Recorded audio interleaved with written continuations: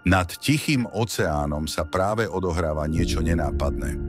Ochladenie, ktoré môže zmeniť počasie celej planéty. Tento jav sa nazýva La Niña. A hoci prebieha tisíce kilometrov od Európy, jej dôsledky môžu zasiahnuť aj nás.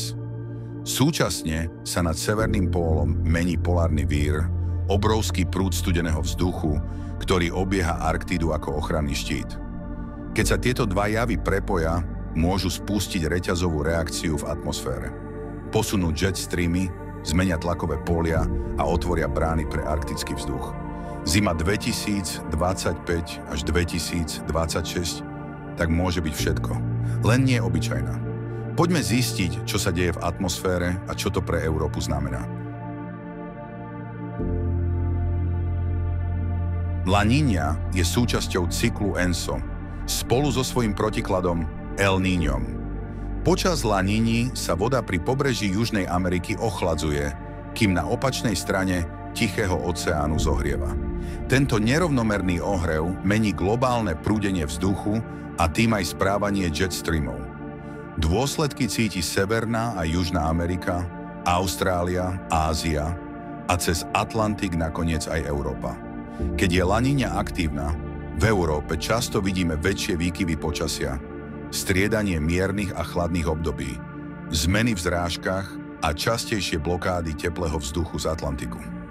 Pre túto zimu sa očakáva, že La Niña bude stredne silná, dosť na to, aby ovplyvnila prúdenie v severnej pologuli.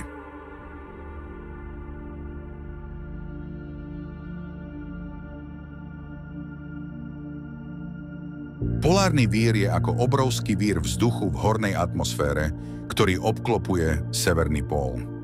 Keď je silný a stabilný, udržiava studený vzduch uzamknutý nad Arktidou. Európa potom zažíva miernejšie zimy, jet stream zostáva rovný a teplejší vzduch z Atlantiku plynie na sever. No ak sa vír oslabí alebo rozpadne, dochádza k fenoménu zvanému náhle stratosférické oteplenie. Horné vrstvy atmosféry sa prehrejú a tým sa vír rozpadne. Chladný arktický vzduch unikne na juh. Výsledkom sú prudké ochladenia a snehové búrky aj v regiónoch, kde to nečakáme. Takéto rozpadnutie víru zažili Európania aj v minulých rokoch. Vždy s výraznými mrazmi a výkyvmi počasia.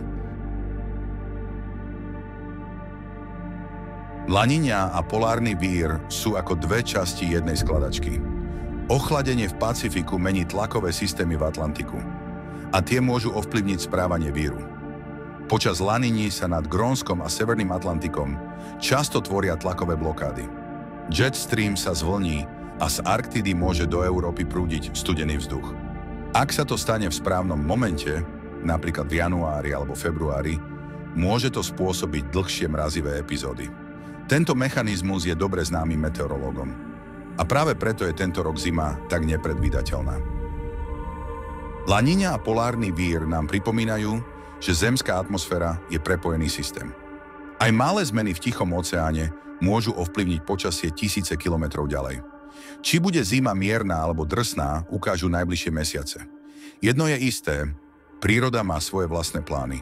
Ak sa ti toto video páčilo, podpor ho lajkom a prihlás sa na odber, aby ti neušli ďalšie zaujímavé videá. Ďakujem za sledovanie a vidíme sa na budúce.